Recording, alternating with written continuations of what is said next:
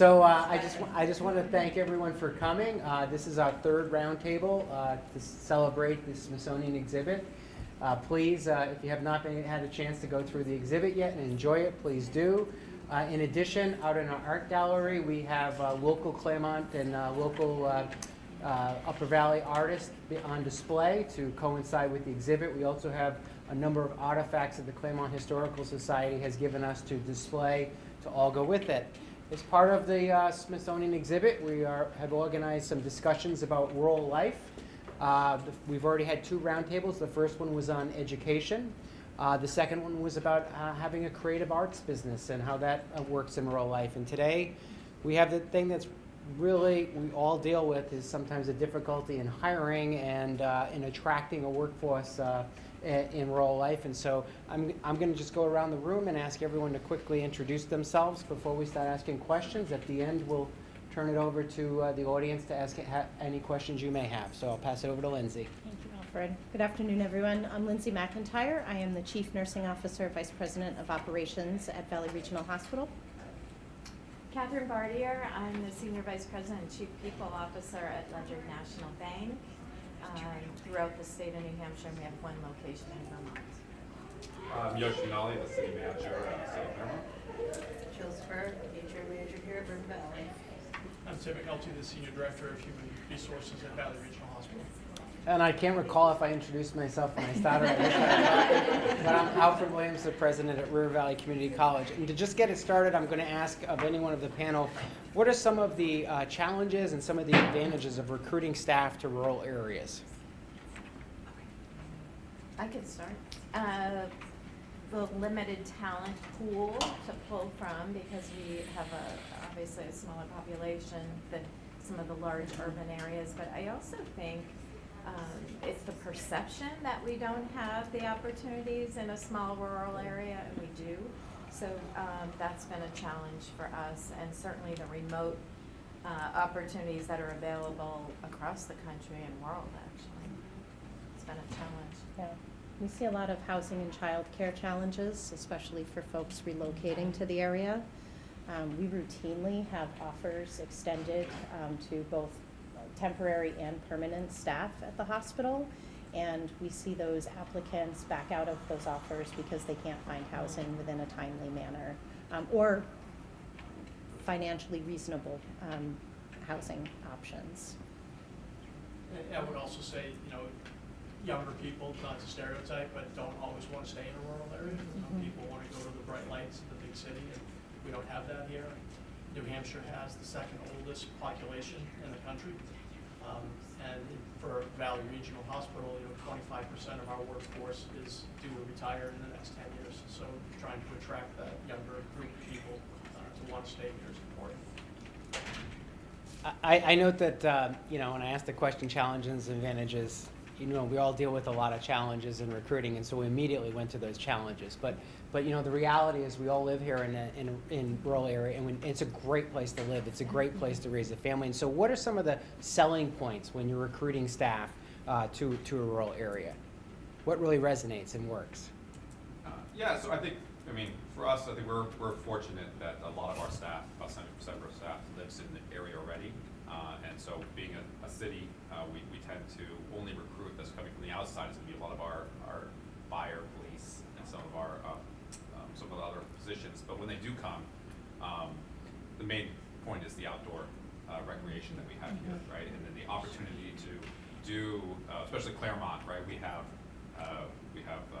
ATVs, we have skiing, we have hiking, we have mountain biking. We have so many outdoor recreation opportunities in the area that you can't find in the Boston or some areas like that. And so we really try to sell that aspect of living here.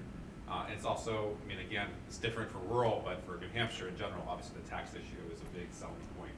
And I think that has helped with being able to recruit from Connecticut in some of these more urban areas. So, and just the quality of life.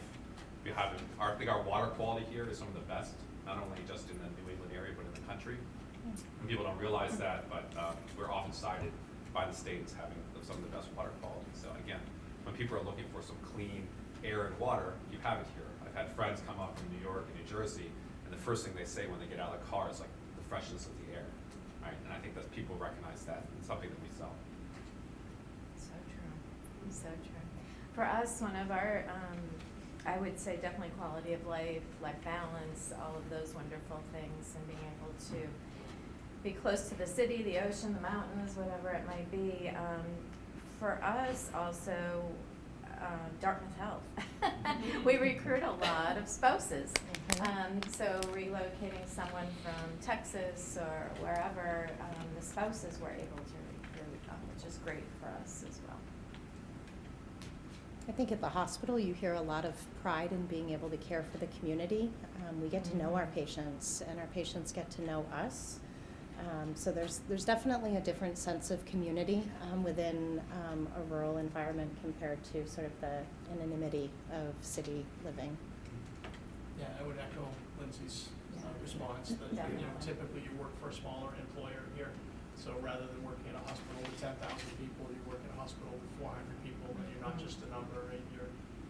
You get to know everybody, you're a name, and you can I think you can have a better opportunity to make an impact. Agree with all of you guys. Definitely. What's the current state of employment in your organization or industry? Yeah, so healthcare is tough right now.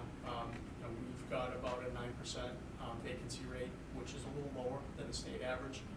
But that sort of belies some of the bigger issues. Our nursing vacancy rate's 14%. Some of the specialties, like respiratory therapy, we have a 24% vacancy rate. And one of the issues with that is there's not a lot of respiratory therapy programs in the state. I think River Valley might be the only one in the state. Yep.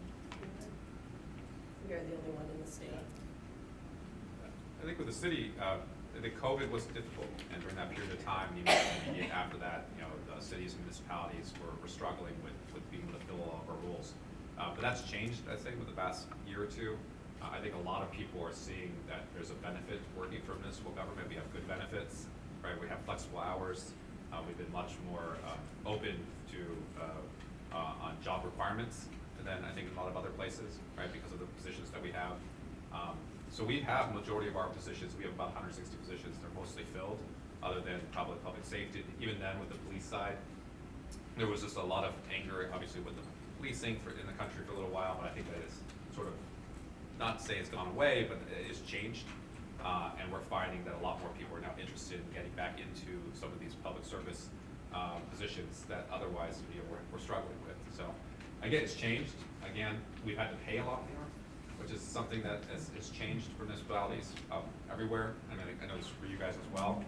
We've adjusted to that, but we've also realized that there are people, at least this newer generation, and we'll probably touch on this later, is not as motivated by pay. They're looking more about quality of life, and that's what we really sell. Again, this rural quality of life that we can sell that other cities and other places that pay more are not going to be allowed. That makes me think, Yoshi, I have a follow-up question, which is there a benefit? Is there something that is being offered that really has an impact on employees now? Is there, you're talking about the quality of life, it's not just the pay. So what is something that has been a good tool to get people to be interested in a position? I think, at least for us, the work-life balance, the flexibility, we are not a 24/7 operation. I've been in healthcare before, and that's difficult. But that flexibility, whether it's because they're hybrid or remote, they're able to go to their children's soccer games, that flexibility to have that balance, which a lot of organizations are not able to do that. For us, it's also the culture. We really promote our culture. We hire for our culture. If someone doesn't have or represent our values in the interview, they may have the skills, but we don't see them as a fit. That's definitely something we look at. It's important to maintain that culture. Something we're struggling with now a little bit, because we are growing and we have the hybrid, we have the remote. How do you maintain that culture when people are remote? So that's something that we would try people with. So what has been the impact of hybrid or remote work on your industries? Is it really changed things? Most definitely for us. I placed an ad. Recently, I placed an ad for a business intelligence analyst. I received 250 resumes across the world. So for us, it's opened up that opportunity, that pool for us to recruit from other locations. Obviously, for us, we prefer a hybrid where people are coming on site so that we can maintain that balance with culture, because we see a benefit in having them on site, working together collaboratively. So we prefer to hire that local individual over someone in another state. But if we're having a hard time recruiting, it's an opportunity for us. And what is really the impact on hybrid and remote work in healthcare? Is it not as drastic because of you have to serve patients, or is it still having a big impact? I mean, we've had some opportunities to do some hybrid, and even some fully remote work, mostly in the business office functions. We don't get it quite as much in healthcare, we need that face-to-face. At the direct patient care space, it's actually challenged us quite a bit. We have nurses that can work remotely for insurance companies or care management companies, and so now we're not only competing with local agencies for that RN, LPN talent, now we have some national competitors, and so that has certainly decreased opportunities for direct care staff. It has opened some doors, particularly with COVID, with our outpatient practices. We were able to do more telemed appointments, which was helpful, I think, both for a provider standpoint, but for patients as well. So that definitely has opened a little bit, and we'll see how much that. So you see that as a demand from patients, more telemed too? Yeah. That people want that flexibility themselves? Totally, yeah. You just have to balance it, right, with what's practical and. Yep.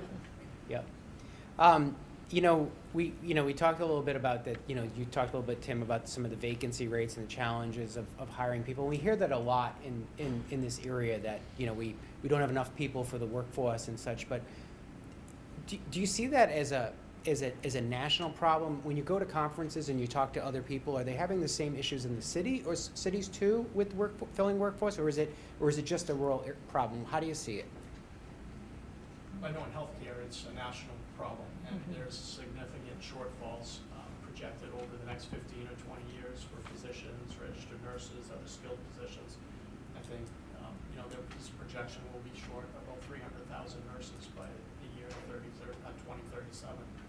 So in healthcare, it's certainly an issue nationally. Absolutely. Yoshi? Yeah, I think in the government side, it's sort of, again, like I mentioned before, I think it's gotten a little bit better, but I can see two of the partners that I've been dealing with on nationally. We both have, Felicia works with a lot of our manufacturers in the area, works at the makerspace, and we also have our representative who does a lot of our economic development here from the state, and recognizes that manufacturing is a very important part of our community here, and they're all struggling, right? Because we have a population here that probably could fill in some of those jobs.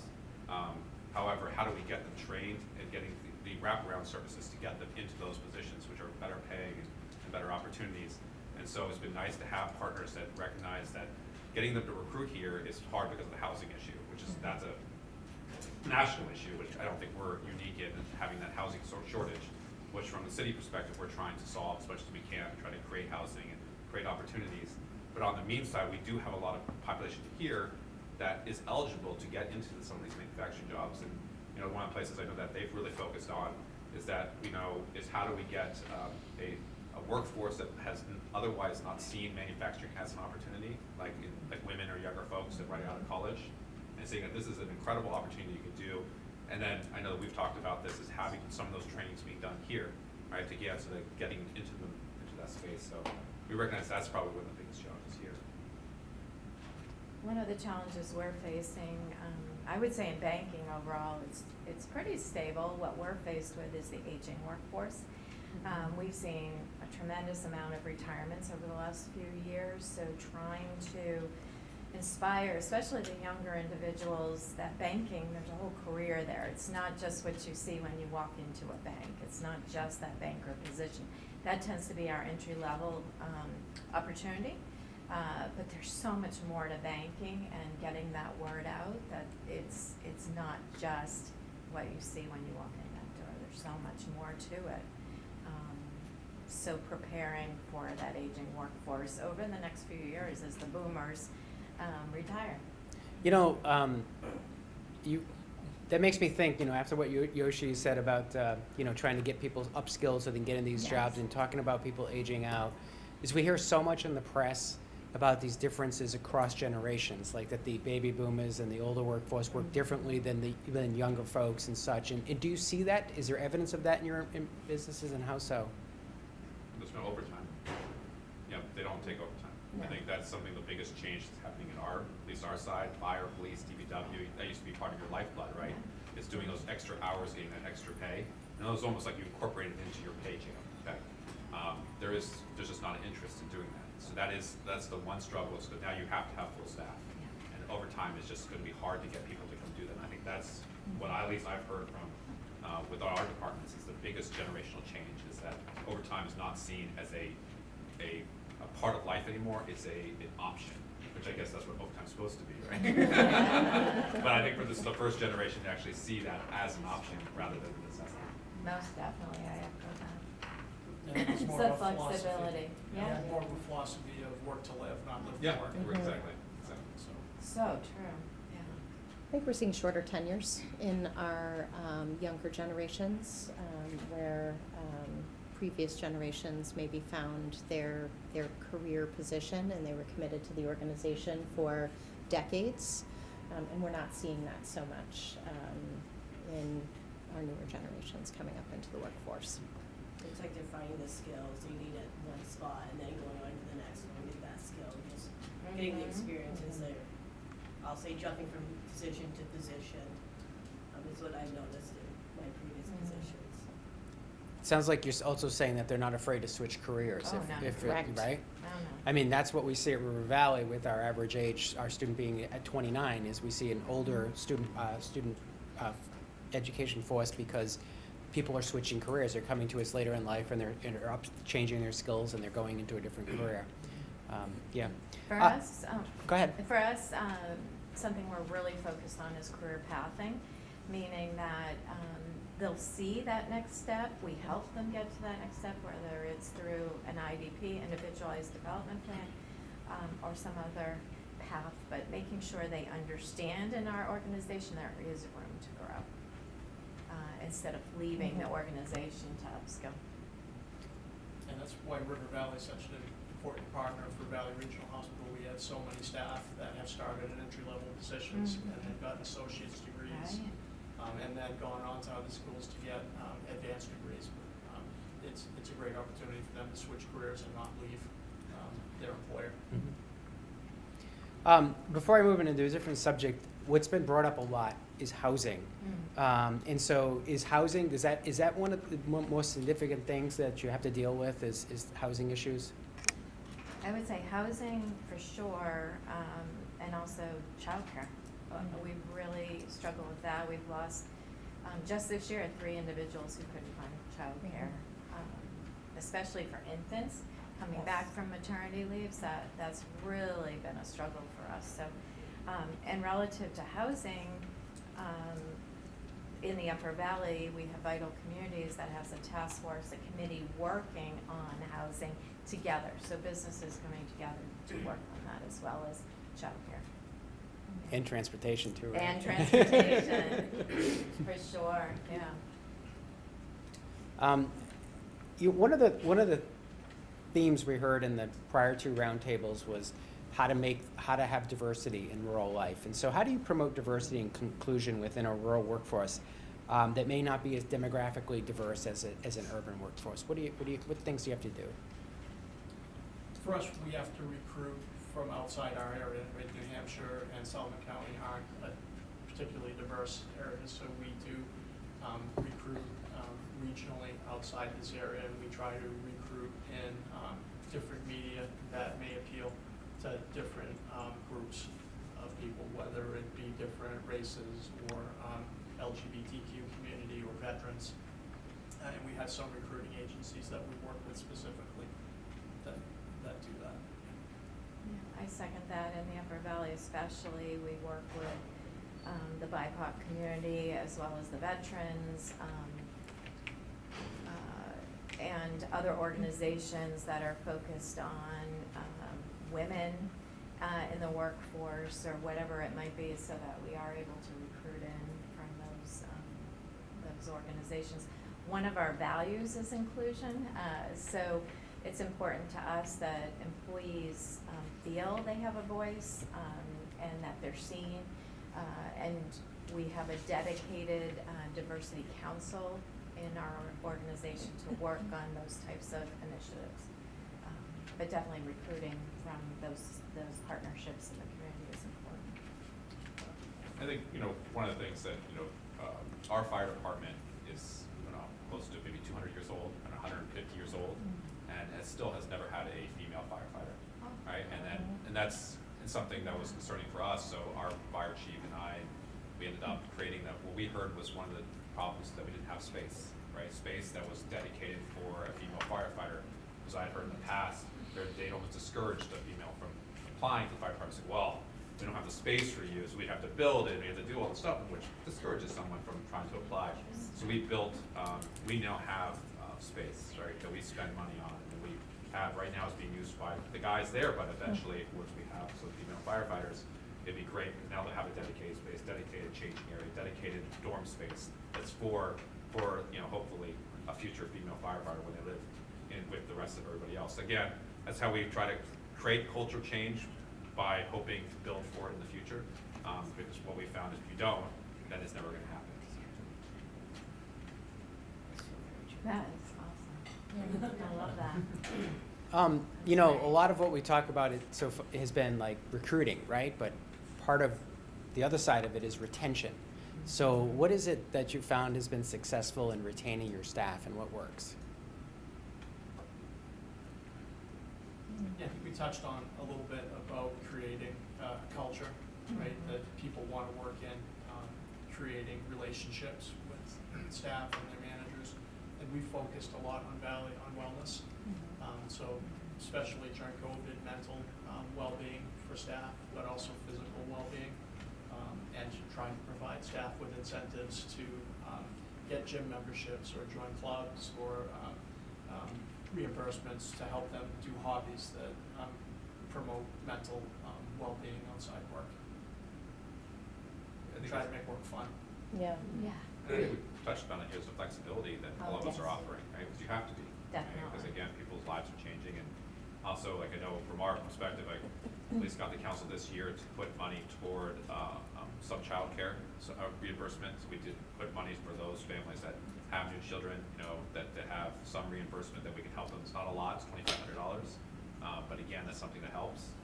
Again, we're trying to do little things like that, hoping that will keep someone. Because I lost an employee to Lebanon, and his main thing was the pay. He was saying that Lebanon offers up to $5,000 in child reimbursement. He said, I have a new baby, it helps, I'm willing to do the 30-minute commute for that extra bit of money. And so I said, okay, well, that's something that we're losing out on an employee for, then we'll offer that same sort of program. I can't compete with Leb, unfortunately, on everything. They pay, like, sometimes cops leave because they have a $30,000 signing bonus up there. And, it is what it is. And so that's another thing that we try to do, is we don't try to compete with people we can't compete with on money. Like, so culture is the only thing we can, especially in the Southern area. Yeah, and definitely, I echo everything you've said. The other piece of the puzzle, though, is engagement.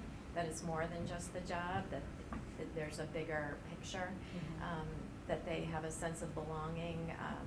It's one thing, we have 4 very, very active employee committees, and in past organizations, I didn't experience that engagement. Whether it's the fun committee or the wellness committee, the diversity council, volunteer ambassadors who coordinate volunteer opportunities in the communities that we live and work and play in. It's that sense of that you are bigger, there is something bigger and you're part of it, and that ties right to the culture. The creativity around benefits is the other one, I'd say. We have paid birthdays and things like that you don't necessarily think about, but you have to get creative. Birthday? Take out the Take notes, president. I thought that sounded like a good idea. I always get my birthday off. So it's not really that. People, that really rocked everyone's world. They love that. But being here at River Valley, being so new also, is totally the atmosphere of walking in and everyone welcoming and welcoming with open arms. I think is a big thing to keep people in their positions. And it's all about teamwork and the collaborative and getting along with everybody. Yes, you have to get along with HR. So how can businesses or how collaborate to ensure a healthy workforce? How are you collaborating now? Maybe if you are, and what are things that are working? Yeah, well, with Vital Communities and the Corporate Council is made up of CEOs, presidents from the local organizations, and then there's subgroups. So the Workforce Council works specifically on workforce initiatives together, whether it's joint job fairs or whatever it might be, as well as housing and childcare. So it's being part of something bigger and coming together to support each other. That's worked for us. I think the third item that I think I've heard here, and something I actually met with Vital Communities yesterday with the other municipal leaders, right, is we're focused, at least for the city sides, from Lebanon, Keene, Portsmouth, and a couple other of us, about that third component which you talked about, which is pretty much quality of life on the nightlife. Being able to actually do something after 9 o'clock, being able to go places to do things. 6 o'clock, yes. And they said that has become, we've heard this, and I've heard this on the Vital Communities from a lot of businesses, that people are starved for things to do, right? And then we just don't offer enough of it, and that's why we lose out on a lot of employees who leave because of that quality of life portion, which tends to be something that we forget that is an important part, not just, there's a lot of people who don't ski and hike. They want to be able to go out to a restaurant, to actually a regular bar, right, and not have that. So we're working with the other municipal leaders on some of those legislative changes, and I've talked to our representatives about that, including changing some of our liquor laws. We have some liquor laws that are very anti-New Hampshire. That's how I try to sell it, saying that we're supposed to be live free or die, and we tell people you don't have to wear a seatbelt, but yet we tell them that you can't drink where you want to drink, right? And so we're looking at that too, because I see it as a benefit to Claremont, and something that our downtown still struggles to be able to really have something. And I recognize that for us, our downtown to be successful, we need to rethink it, and we have to understand that to survive there is going to be more focused on entertainment and specialty stores, because anything that you need, you're going to go to Walmart, you're going to go to Hannaford's, you're going to go up to Target, up in the lab. You're just not going to be able to do it in this downtown.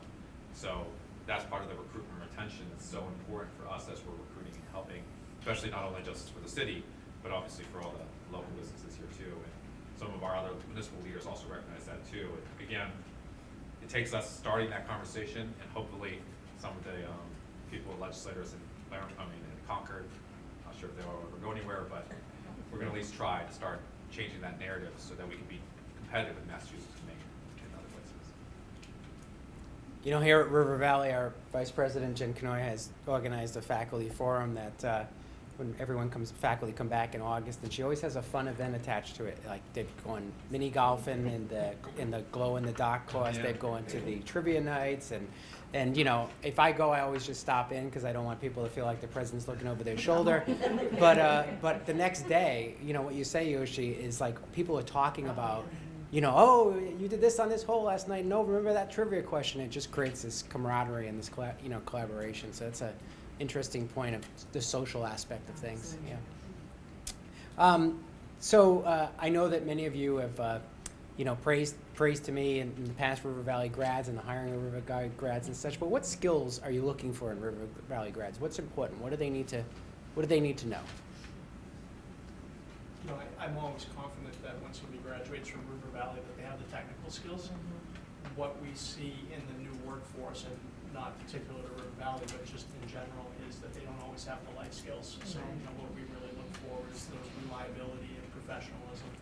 I can say that in the last 2 years, I've probably never been ghosted by as many job applicants as we have, where people will apply for a job and not show up for the interview, or actually be hired and not show up for the job and not call. So it's, I think we've lost that somehow.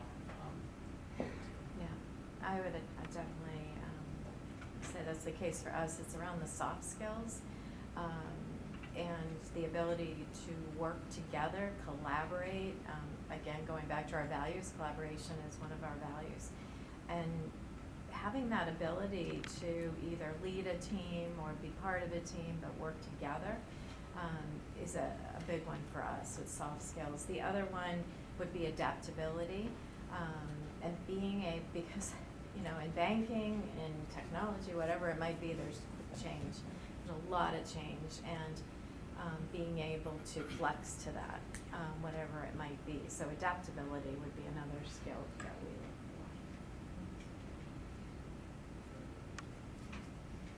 for. Great. At this time, I'm going to turn it over to the audience and take any questions that you may have. Yes? Hi, I'm on the board at Pathways, and you really haven't touched on the nonprofits and the challenges that nonprofits are facing. Not only workforce, they are competing with nurses, and they can't provide the salaries that, say, Valley provides. Sure. They're competing with the school districts because some of their staff are required to have teaching credentials and nonprofits can't compete with salaries and benefits, etc. And there are a number of nonprofits. We are competing for grants. We're competing for money. Some of them are heavily dependent on Medicaid funding. And so they have a workforce that faces many, many challenges. And so that's another part of the workforce in this area that really is critical to support and to really think about what their needs are as well. So I came from a nonprofit up in Maine, exactly the same as Pathways, and I know how hard it was to get people to apply. We had a lot of our applicants were people right out of high school who didn't know which way they wanted to go, so they came in to us as a direct support professional. I'm not sure what they call it here in New Hampshire. Yes, they do. And we provided all the training for them, and we had growth pathways for them. But it's hard to, especially in rural areas like this, to get those types of candidates to. And there was a apply. similar option to that in New Hampshire. The Bureau of Developmental Services heavily funded scholarships here at River Valley and throughout the state to not only support developmental disabilities, but also mental health services. And it was a real successful program in that it provided pathways for people to, go higher and higher. In fact, the director of Pathways started out as a direct support professional, and with education and support is an executive director who has a long time tenure. There have also been graduates from River Valley that probably graduated 25 years ago that are still working in the agency. They took advantage of the education and furthered their career. And that was really helpful to have that support from the Bureau of Developmental Services. And they do have a task force that's looking at it, but things move slowly and things change and whatever. But the number of nonprofits in the area are really desperate for support, for staff, and rely on traveling services, which increases the budgets. So that is a really need in the area to focus on.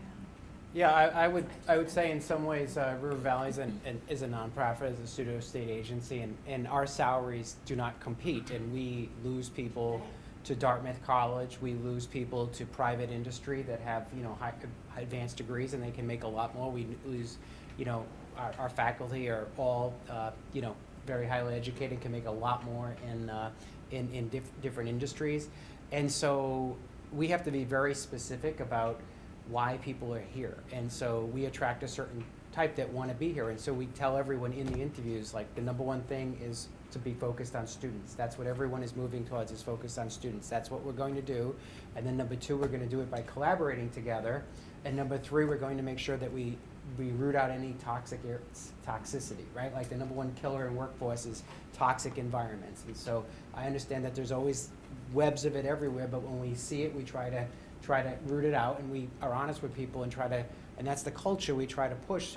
And so people that are attracted to that, we're able to retain, and they stay with us, even though they could probably make significantly more money elsewhere. So we have to make that concentrated effort, and it gets harder and harder. We always have vacancies. It's harder and harder to stay at a full workforce. But it goes back to what you were saying about culture and how it's important. Yes, Yoshi. I think we've had to be, again, for a nonprofit in the city.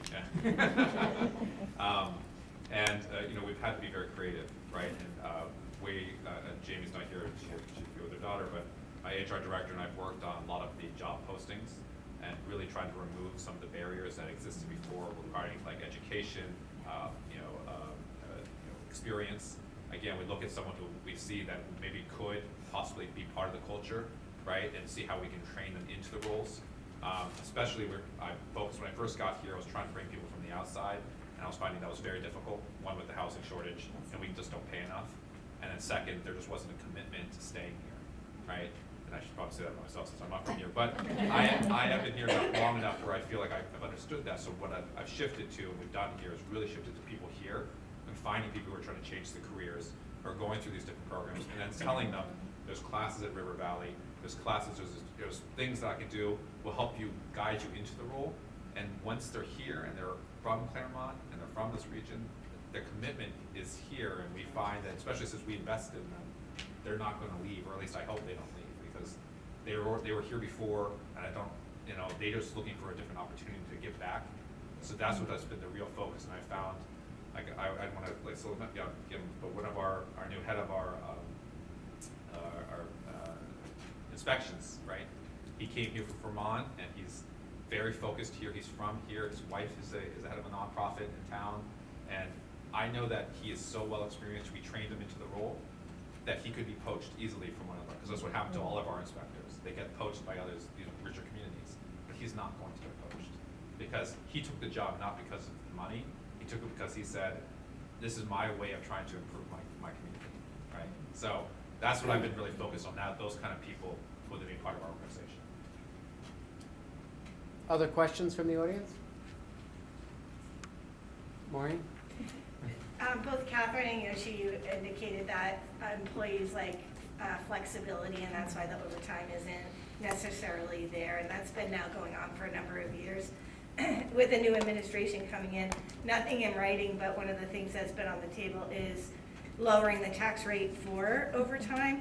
Would that make it, could that make a difference in an attractive point for employees doing additional, because that tax takes a big bite out of it? I didn't think about it.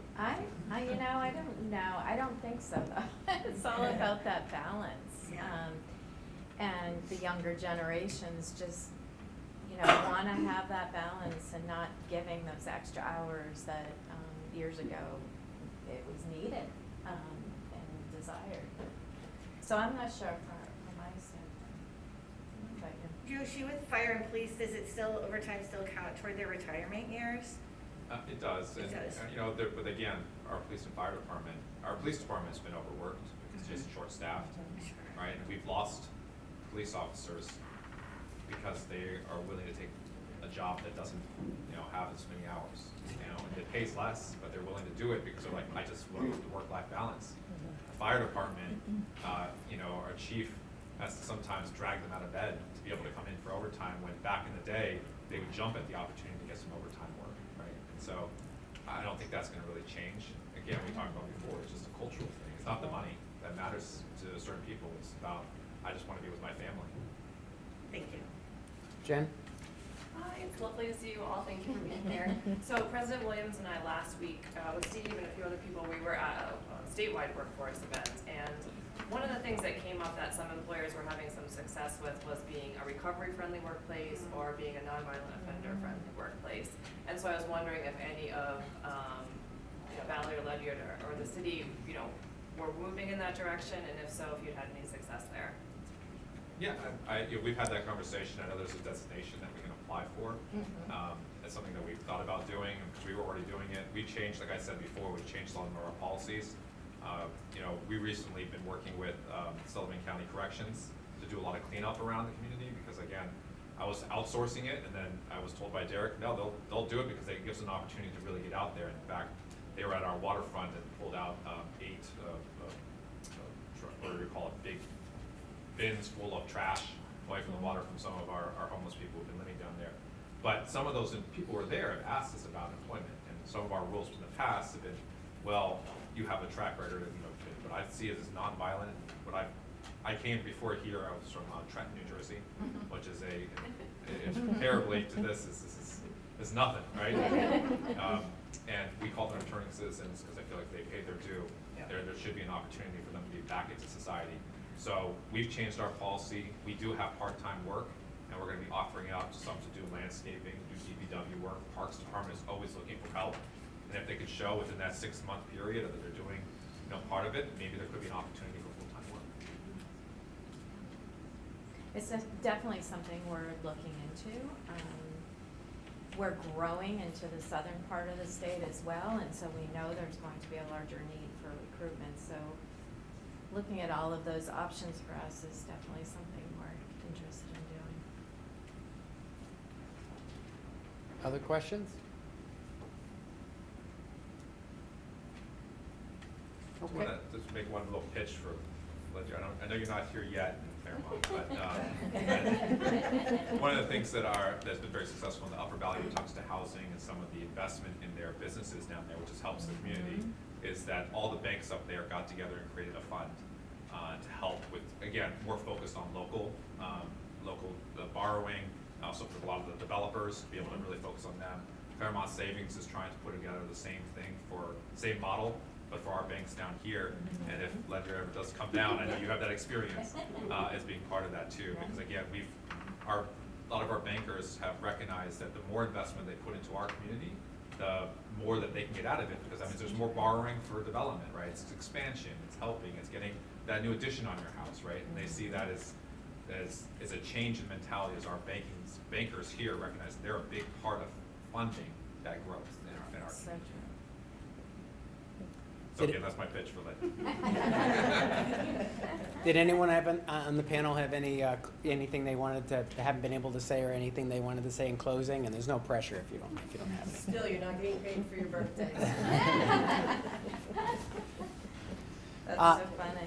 I just wanted to thank the panel for coming out and sharing their lunchtime with us and sharing their insights. I think that it's really interesting how, while everyone's kind of dealing with the same challenges, there's a real a focus on culture and a focus on the realities of this is really a great place to live and a great place to work, and we're in it together. I just want to remind everyone that the Smithsonian exhibit will be up through December 13th, so if you have friends and colleagues that haven't had a chance to come in and see it, please invite them to. It will open every day until 5 o'clock for them to explore, and then on Tuesday and Thursdays, is that right, Eric?